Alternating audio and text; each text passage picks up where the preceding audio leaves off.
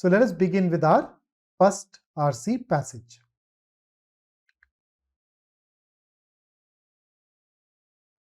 So if you've gone through this particular passage, you would have realized that every paragraph essentially focuses on one key idea. So it is not exactly something that can be termed a very dense passage. So for example, the very first paragraph gives us a very shocking fact about the world population. Then the second paragraph continues that thought and says that the date mentioned in the first paragraph, 15th November, is not necessarily an exact date but is more of a symbolic date. Thereafter, if you look at the third and the fourth paragraph together, both of them say that, okay, this date is approximate, but this happens to be the most accurate date from the UN so far. And the accuracy is there because of that changed methodology and ability. However, the blind spots still remain. So that's what you see so far. So far, you know that the subject matter essentially is the population and the UN estimate and the way it has been arrived at, why it is accurate, etc. Then, when you move over, you notice this next paragraph. It says that demographers take particular interest in the fertility rates. Then it talks about different models have different forecasts because they have different assumptions about the fertility rate.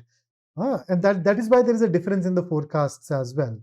And then finally, the sixth paragraph says that the most significant factor behind the UN's updated forecast is reliable data from China since the end of country's one-child policy in 2015. And finally, the last paragraph goes on to tell us that China's population has peaked and will now shrink. So that's basically sort of a bird's eye view of the key idea that is stated in every paragraph for you. Let us go ahead and look at the questions. So question number 1, which of the following captures the theme of the passage? So very clearly, this is going to be a main idea question for us. So let us see. How about A? The factors behind the revision of world population estimates and their reliability. Now, this is an answer choice that I will term narrow. Narrow because it talks about only the 5th and the 6th paragraph. It does not really go ahead and mention the rest of it. Let's look at B. Now, everything in B is fine except for this last part, the factors behind its growth. Now, if you go through the passage, you'd realize that the passage tells you that there is a decline in population overall. It does not even talk about a growth, and therefore I'd say that this part very clearly is contradictory to what the passage goes on to tell us. Let's have a look at C.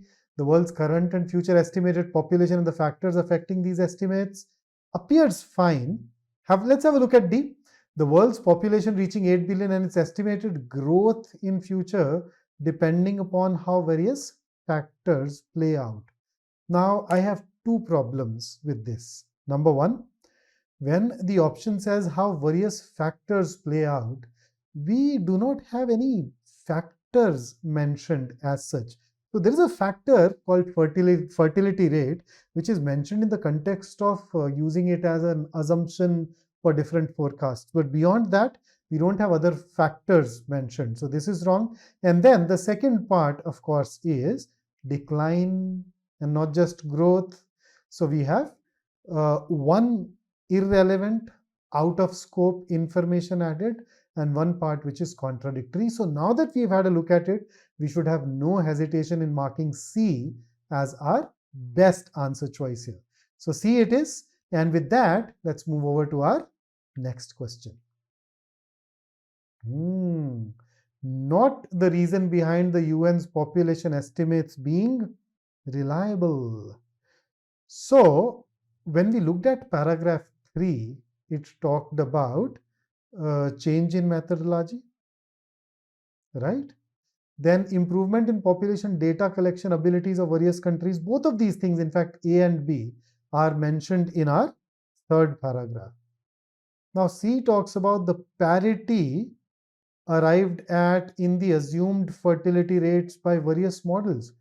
Is there a parity? See, different models happen to have different forecasts. So there is no parity in forecast.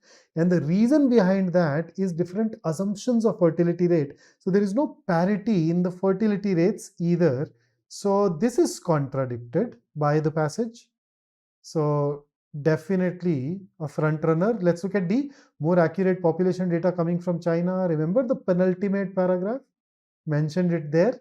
And that is why we should go ahead and choose C as our best answer for this particular question.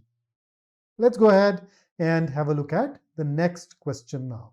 Question number 3. Which of the following, if true, is likely to least weaken the population estimates? Ooh. So we know, how do we weaken anything?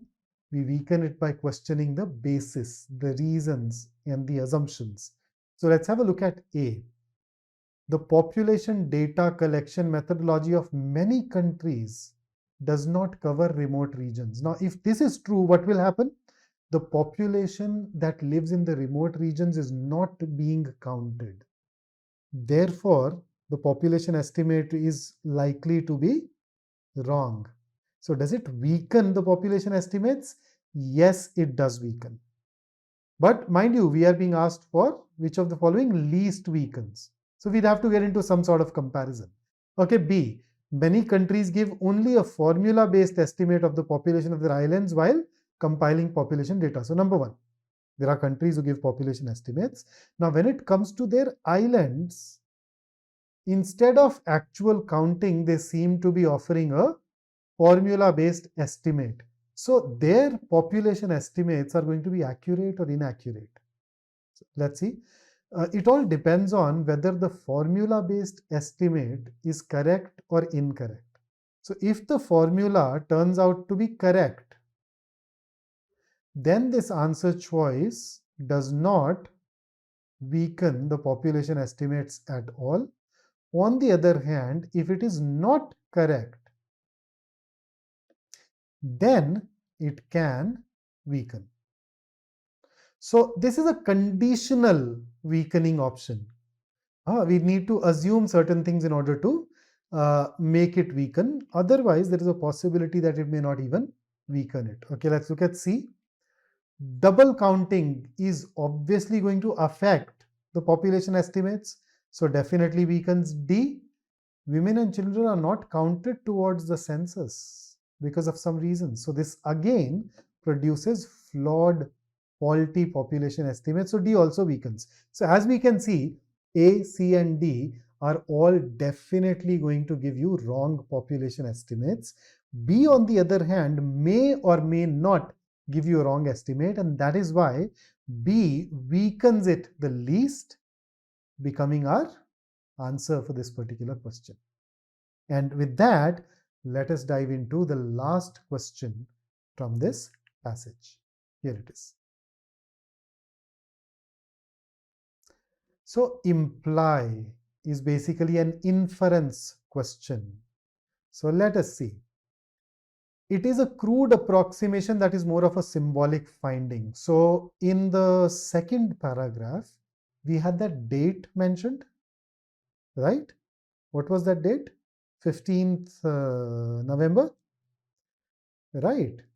So we're saying that 15th November is a crude approximation. So basically UN said 15th November is the date on which the world had the world became a world with 8 billion people.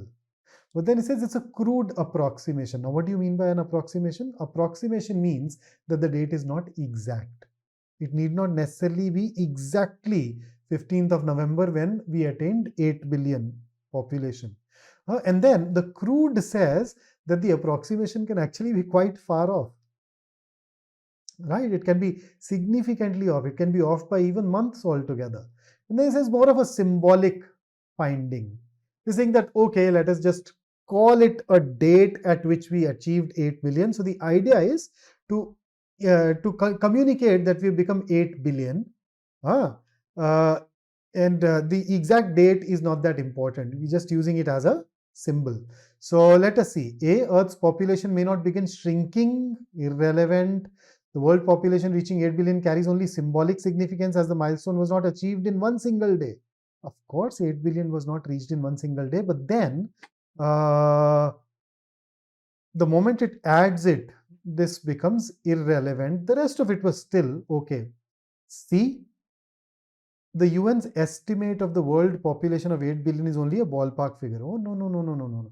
C says that the population of 8 billion is an approximation. No.